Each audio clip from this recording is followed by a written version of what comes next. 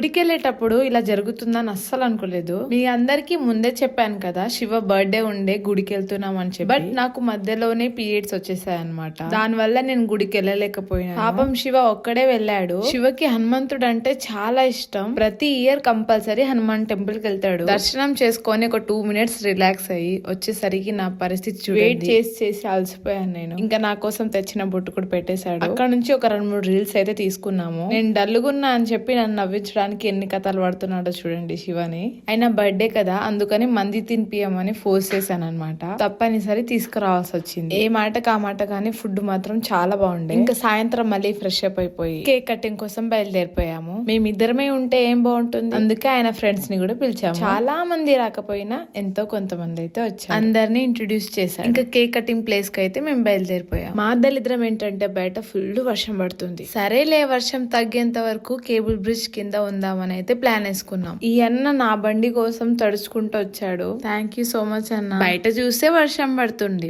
పక్కనేమో ఆటోలో డీజే నడుస్తుంది. ఇంకా మనోళ్ళు ఆగుతారా?